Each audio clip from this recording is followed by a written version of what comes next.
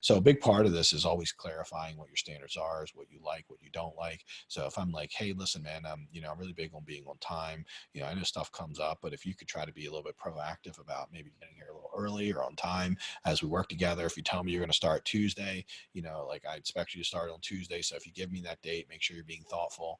I tell people that because I know that that's going to be a pet peeve of mine. It's something that's going to make me judge them and probably not work with them. So I'm basically giving them the playbook of how to win with me, right? There's a handful of things. If you do them consistently, I'm going to give you a lot of room for error. Like, I don't care if people put a door on backwards. I only care that when you put it on backwards, you're like, oh man, my bad. Let me take care of that. Like, I literally, after that, I'll be like, no problem, brother. See you, man. Talk to you later.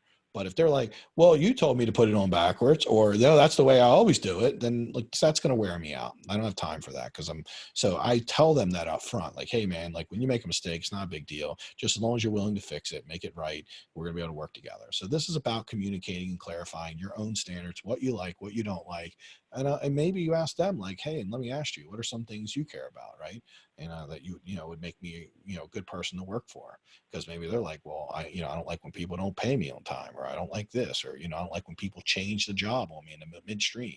So could you make sure that you really know what you're doing before you give it to me? Whatever they say, I would be taking notes on that because it'll be important that I respect that if I want them to respect me. So, and honestly, most of the feedback you'll get from contractors tends to be stuff that you should be really doing at a high standard anyhow, because obviously we want to attract awesome people.